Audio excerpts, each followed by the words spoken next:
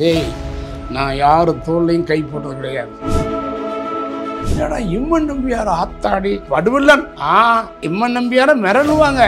ஆனால் உள்ளுக்குள்ள தலைவர் எம்ஜிஆரும் சுயசரும் அவ்வளவு போகுது.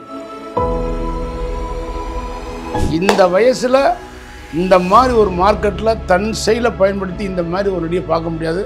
ஒரு முதலமைச்சரையும் பிரைம் மினிஸ்டருமே காற்றும் போட்டு அசிங்கப்பா பேசும்போது நம்மளாம் ஏமாத்திருக்கிறோம். அந்த காலத்தில் எழுதிட்டான். 6 வருஷத்துக்கு முன்னாடியே வாழ்ந்தாலும் இயேசும் தாழ்ந்தாலும் இயேசும் இதாண்டா வைகம் எழுதிட்டான். அவசர போன் வாங்க பாட்டு கட்டு நான் முன்னே கண் கலக்கிட்டேன். 70 days மேலூரில் ஒன்று ஒரே படம் கரகாட்டக்காரன் 120 மாதம் சம்பளம். எங்கே போனாலும் ஒய்ஃபை கொடி போகிற சமையல் அவர் தான். சிஎம் உங்களை கூப்பிட்றது வர சொல்லுறாரு. எப்படி நடக்கு சிஎம் உங்களை கூப்பிட்றாரு. அந்த ஒரு வார்த்தை தலைவா உங்கள் படத்தை பார்த்து காட்டேன் தேட்டரில் போய் 5 வருஷம் வேலை செஞ்சு சொல்லிட்டேங்க. நின்று தொட்டு அடி வைக்கிறீங்க. நடந்த சம்பவம்.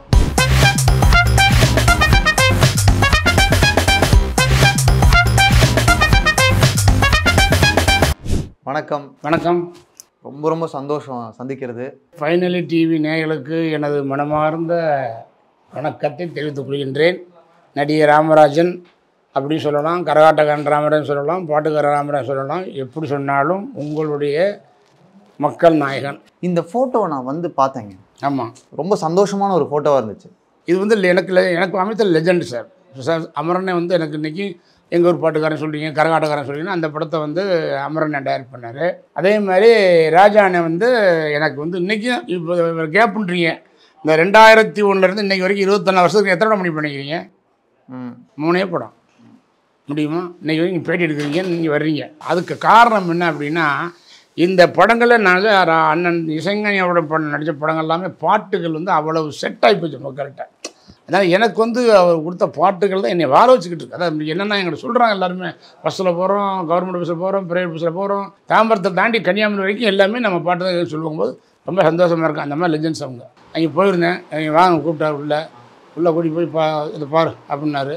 பயங்கர மியூசிக் பார்த்தோன்னு மிரண்டு போய் ஆத்தாடி மனசுக்குள்ளே கரகாட்டக்காரனுக்கு அந்த மாதிரி மியூசிக் போட்டிருக்காரு என்ன அப்படின்னு என்ன இங்கிலீஷ் படமாக இருக்குன்னு அப்படின்ட்டு நான் மியூசிக் இங்கே வான்னு கூப்பிட்டாரு. அடுத்த டிவி போனார், பாட்டை பார்த்தேன், உட்காருனாரு. அதை எப்படி உட்காருனா அவர் நான் உட்கார உட்கார மாட்டிங்களா?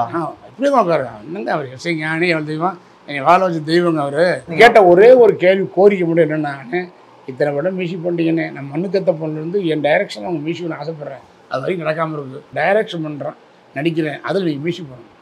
என்னோடய டைரக்ஷனில் இசை அண்ணன் பேரை போட முடியும் அப்படி சிரிச்சார். சரி ஓகே, அது ஒன்று இருக்குது, பிளானிங் இருக்குது, அடுத்தது அப்புறம் அவ்வளோதான். அமரண்ணன் கூட வந்து என்னென்ன சார் முதல்ல வந்து எனக்கு முதல் டைரக்ஷன் நான் உதவி டேரக்டராக இருந்தது மீனாட்சின்ற படம். அதுக்கு அடுத்த படம் சுமைன்னு ஒரு படம் பண்ணோம். சுமை அது படத்தில் அவர் அண்ணன் மியூசிக் எனக்கு அப்போ தான் ஃபஸ்ட்டு அவர் படம்.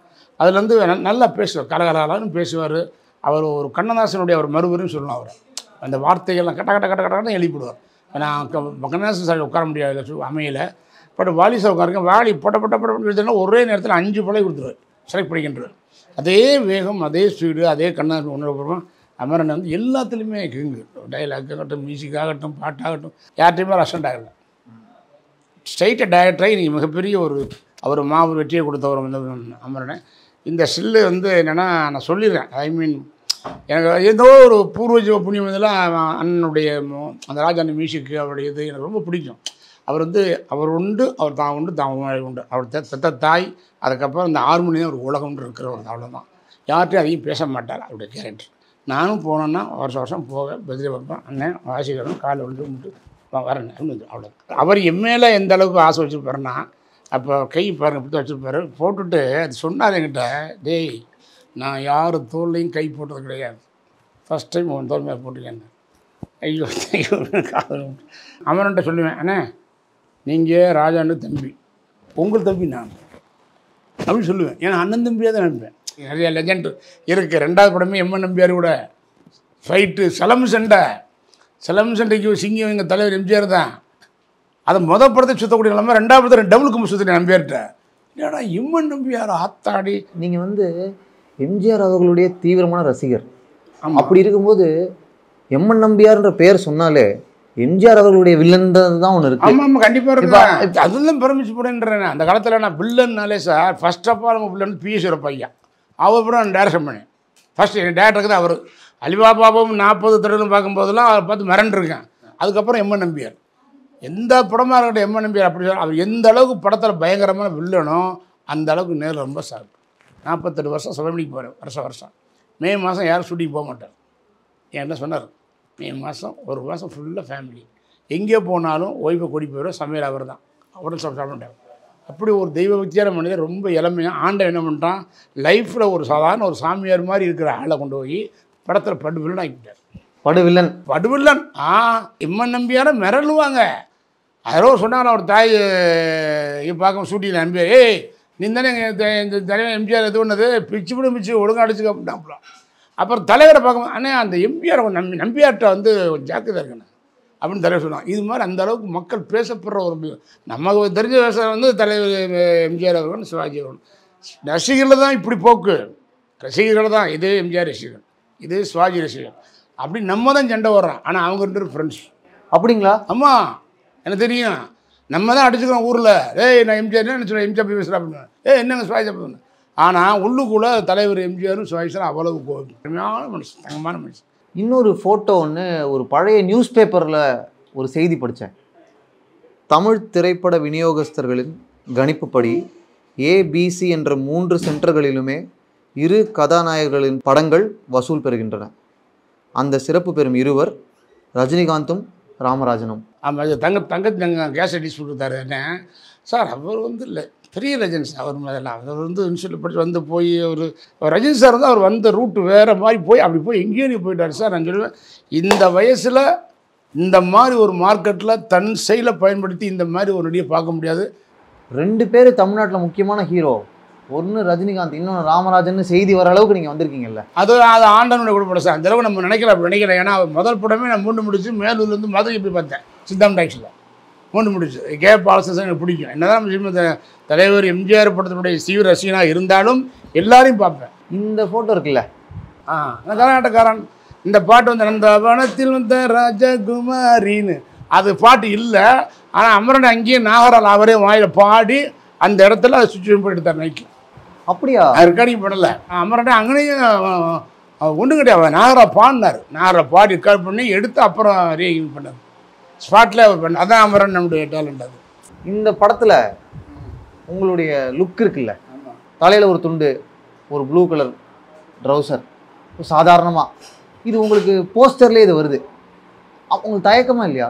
சார், அந்த சினிமா அரசியல்னு பொது வாழ்க்கைக்கு வந்தால் இந்த மாதிரி எல்லாம் தாங்கித்தான் ஆகணும் சார். நாட்டில் ஒரு மாநிலத்தாளர் முதலமைச்சரையும் ஒரு தேசத்தாளர் பிரைம் மினிஸ்டரும் இப்போ இல்லை, நான் சொல்கிறேன் முன்னையும் சரி இன்னையும் சரி எல்லாமே சொல்கிறேன், ஒரு முதலமைச்சரையும் பிரைம் மினிஸ்டருமே காற்றும் போட்டு அசிங்கப்பா பேசும்போது நம்மளாம் ஏமாத்தணும் சார்.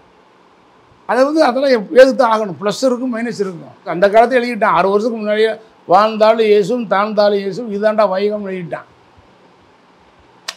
அப்போ அது வார்த்தை இப்போ சொல்லும்போது டவுசர்னு சொல்லுவேன். நான் அப்போ பிரச்சாரம் போன காலம் உண்டு எனக்கு. டவுசரு போன்னு வாங்க, அப்படியா சரி சொல்லிட்டு போ, என்னப்போ நான் நடிச்சுட்டே எனக்கு பேர் தெரிச்சு உனக்கு என்ன வரப்போகுது போயிட்டே இருப்பேன். டவுசர் படம் யாரும் வர முடியுமா நான் சொல்கிறேன். ஏன்னா பிறக்கும் போது பேண்ட்டோட பிறக்கிறோம், டவுசர் படம் யார் சார் எந்த ஆம்பளுக்கு வர முடியும்? அதாவது அந்த கேரக்டருக்கு நான் பொருத்தமாக இருந்தேன்னு என் நினச்சி, அவ்வளோதான் என்னன்னு சொல்லி பெண்களை கேள்வி வரத்தான் செய்யும் சார், என்ன ஒன்றா வரும். செண்பகமே செண்பகமே மாதிரியான ஒரு பாட்டை நாங்கள்லாம் அதுக்கப்புறம் தொடர்ந்து கேட்குறோம். பட் உங்கள் படத்தில் உங்களுக்காக அந்த பாட்டு வந்துருச்சு, அதை முறை கேட்கும்போது உங்களுக்கு எப்படி இருந்துச்சு? நல்லா தான் சார். நான் முதல்ல வந்து இந்த அது டைட்டில் சாங் அண்ணன் பூஜைக்கு கேட்டேன், எங்கள் ஊர் பாட்டுக்காரன் அட எல்லாத்தையும் அது இங்கே கேட்டேன். பாட்டு கேட்டு நான் முன்னாடி கண் கலக்கிட்டேன். ஷூட்டிங்கில் போகும்போது ஷூட்டிங்கில் தான் அமரனை என் காரில் வந்து கூட்டி போனார், எங்கள் மேக்கப் அண்ட் காஸ்டியூம் பண்ண இன்னொரு காரில் வர்றாங்க, அவங்க என் காரில் வர்றாங்க. அப்போ தான் கேட்டேன், அண்ணன் நைட்டு ஒரு பாட்டு அனுப்பிச்சு கேளு எப்படி போடுறாரு, அதுதான் மதுரை மாதிரி குழந்தை வாசம். அந்த பாட்டை முதல்ல கேட்குறேன் ஷூட்டிங் நடக்கும் போது. அது மாதிரி செண்பகம் முதல் இந்த படத்தில் எடுத்த பாடுகிற முதல் சாட்டை 3ஆம் பேர் எப்போல காணும் நெத்தி பொட்டோ, அதான் ஃபஸ்ட் லைன் எடுத்தாங்க ஷூட்டிங் இவர் படுக்கிறேன். இதில் மேக்கப் கிடையாது, ஃபைட்டே இல்லாத படம் இவர் இருந்தீர்கள், பாட்டே இல்லாத படம் பார்த்தால் பஸ்ஸு. ஒரு சாதாரண கிராமத்துலேருந்து தியேட்டரில் வேலை செஞ்ச ஒரு பையன் பயங்கர ஹீரோவாக வர்றது இருக்குல்ல, ஒரு முக்கியமான கதாநாயகனாக வந்து நிற்கிறது இருக்குல்ல, அது என்னைக்காவது உங்களுக்கு வந்துட்டோம்டா நம்ம அப்படின்னு ஒரு சந்தோஷத்தை கொடுத்துருக்கா? எந்த கணேஷ் தேட்டரில் ஒரு 3 வருஷம் பெருமளத்தில் வேலை பார்த்து நம்ம வெளியேறோமோ அதே கணேஷ் தேட்டரில் கரகாட்ட திரைப்படம் போட்டாலும் கரகாட்டக்கார ஹீரோ அடித்த படம் 75 நாள் ஓடி மேலுக்கு விழா ஃபங்க்ஷன் போகிற எந்த மந்த கோயிலில் தலைவர் எம்ஜிஆர் சுவாமிச்சாரம் பார்த்தனோ அதே மந்த கோயில் தரையில் விழா வைக்கிறாங்க 75 டேஸு. 75 டேஸ் மேலூரில் ஒன்று ஒரே படம் கரகாட்டக்காரன். வேறு எந்த படம் ஓடலை, ஓடுறதுக்கு வாய்ப்பு இல்லை. நீங்கள் வேலை செஞ்ச தேட்டரில்?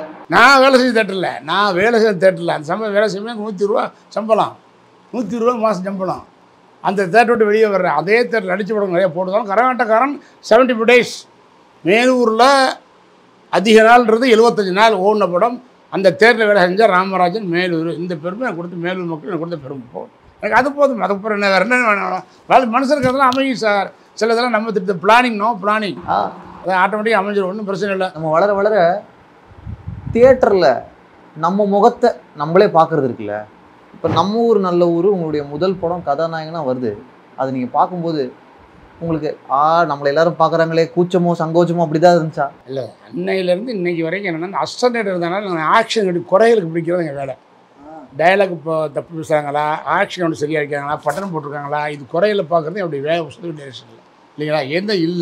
எந்த டேக் சரியாக வந்துச்சு, எந்த டேக் ஃபுல் டேக் போயிடுச்சு, எந்த டேக் ஆஃப் டேக் போயிடுச்சு நோட் பண்ணுறது எங்கள் வேலை. அதனால் நான் நடித்த படம்லாம் பார்க்கும்போது நான் என்ன தப்பு பண்ணிட்டேன், அதில் இந்த தப்பை சரி பண்ணி இன்னும் பண்ணிட்டு அப்படி தான் பார்ப்பேன். நடிச்சதை விட்டுருவேன். ஒரு குறை என்ன இருக்கோ அந்த குறையை தெரிஞ்சா சரி நீ அடுத்த கரை படிக்க அப்படின்னு பார்த்தது கிடையாது. நிறைய அது ஒரு டோட்டல் ஃப்ரேமாக பார்ப்பேன், எல்லாரையும் பார்ப்பேன். அதில் வந்து ஒரு திருப்தி ஆகிடும். எம்ஜிஆர் அவர்கள் கூட ஒரு ரசிகராக நீங்கள் எவ்வளோ ட்ராவல் பண்ணியிருப்பீங்க, நிறைய படங்கள் பார்த்துருப்பீங்க. பட் பக்கத்தில் நின்று ஒரு ஃபோட்டோ எடுக்கிறது இப்போ பார்க்கும்போது எங்களுக்கு ஒரு கான்ஃபிடென்ஸும் வருது, ஒரு நம்பிக்கையை கொடுக்குது. நான் வந்து சின்ன எனக்கு விவரம் தெரிஞ்ச வயசுலேருந்து படமாக்குறேன். அதில் எல்லோரும் பார்க்கும்போது தலைவர் எம்ஜிஆருங்கிறது மிகப்பெரிய ஒரு பிம்பம். வந்தோம் போனோம் வச்சா எல்லாம் பண்ணோம். அதாங்கன்னா நடிகரான ஹீரோவான போனோம், மேரேஜ் பண்ணோம். ஓகே. ஆனால் அந்த மேரேஜ் ஒரு பிரச்சனைக்கான ஒரு காலகட்டம் பண்ணும்போது தலைவர் எம்ஜிஆர் சிஎம் பார்க்கணும்னு சொல்லும்போது ராமவரம் போய் அலையிறம் பார்க்க முடியலை. 3 நாள் போகிறோம். நாங்களாம் போய் ஒருத்தர் சொன்னால் இங்கெல்லாம் பார்க்க முடியாதுங்க, நீங்கள் வந்து நடிகர் இருக்கீங்க, நீங்கள் நேராக கோட்டைக்கு போங்கன்னாங்க. அப்புறம் கிளம்பி போயிட்டோம். நாங்கள் போங்க போலீஸ் கல்வி மறைச்சார். அப்படி என்ன போலீஸ் மறைக்கிறான்னு கேட்குறேன். நிப்பாட்டினார். என்ன சார் கிளாஸ் இறக்குறோம், நீங்கள் நடிகர் ராமராஜன்? ஆமாம், சிஎம் உங்களை கூப்பிட்றது வர சொல்கிற அப்படின்னு. எப்படி எனக்கு சிஎம் யார்? எம்ஜிஆர். நம்ம சின்ன வயசு பார்த்து வியந்த ஒரு மனிதர். சிஎம் உங்களை கூப்பிட்றாரு. அந்த ஒரு வார்த்தை கேதுக்கு இந்த எத்தனை ஜெம் எடுத்தாலும் அதுக்கு கேட்க முடியும். அப்படியே வண்டிக்கு போன உடனே மேலே இருந்தார். உங்கள் வீட்டில் பேசினாப்புல நாளைக்கு ஈவினிங் கரெக்டாக 6 வாங்கன்னு சொல்லி கொடுத்தா அப்படின்னு கொடுத்தாரு. கரெக்டாக போனோம். ஒரு ரூமுக்குள்ளே நான் எங்கள் வீட்டில் தலைவர் ஜானகிமா 4 பேர் மட்டும். இந்த கட்டம் கிடைக்குமா வாழ்க்கையில்? எங்கேருந்துலாம் வந்தார்? டூன் ஆக்ஷன் வேலை ஆகும்போதெல்லாம் பாட்டு பிரமித்த ஒரு ஆள் ஒரு ஃப்ரேமில் வந்து தலைவர் எம்ஜிஆர் அவர்கள் சிஎம் இருக்காங்க, அவருடைய துணைவியார் ஜானகிமா இருக்காங்க. நான் உட்காருக்கேன் அந்த ரூமில். அந்த ரூமில் டீ கொடுத்து சமோசா கொடுத்தா சமோசாவை சாப்பிட்டாரு, டீ சாப்பிட்டார். இந்த லைஃப்பில் வந்து எனக்கு மறக்க முடியாது. இது ஒன்றுக்கே அந்த ஜெம் எனக்கு போதும். நம்ம எடுத்து வந்த வேகம் போதும். நீ நடித்தா நடிக்கலைன்னா அதுதான் கவலையப்படுறது. ஓகே வரட்டும், வந்த வரைக்கும் லாபம் போகட்டும், இல்லையா கவலை இல்லை. அவர் காலில் உட்காந்துட்டேன்னே. அவர் அங்கே உட்காருக்கும்போது காலில் உட்காந்து தலைவா உங்கள் படத்தை பார்க்க தேட்டரில் போய் 5 வருஷம் வேலை செஞ்சுன்னு சொல்லிட்டேன்னே. அவர் கேட்குறாரு. இந்த கையை தொடுறதுக்கு நான் அடி வைக்கிறேன். மந்த கோயிலில் ஒரு பிரச்சனை பேசுகிறபோது கையை சைடில் நின்று தொட்டு அடி வைக்கிறீங்க. நடந்த சம்பவம். ஏன்னா முன்னே உட்கார மாட்டேன், பார்க்க மட்டும் முடியும். நடந்து வரும்போது தொட முடியும், தொட்டு போடணும். அந்த கை பாருங்கள், வாழ்க்கையில் அந்த கை இப்படி சேரணும்னா அதுதான் கால் குடிதை விட இத்தனை ஜெமே வேணும். அந்த மாதிரி ரொம்ப சந்தோஷப்படும் விஷயம். Hi, this is Karthik Subraj. நான் அருண் மாதேஸ்வரன். ஐம் ரவிக்குமார். நான் உங்கள் சாந்தனு பாக்யராஜ். ஹாய் எல்லாருக்கும் வணக்கம், நான் ரியோராஜ். இந்த வீடியோவை பார்த்துட்டு இருக்கவங்க ஃபைனலி டிவி சேனலுக்கு சப்ஸ்கிரைப் பண்ணுங்கள். ஃபைனலி டிவிக்கு சப்ஸ்கிரைப் பண்ணுங்கள். ஃபைனலி டிவிக்கு சப்ஸ்கிரைப் பண்ணுங்கள்.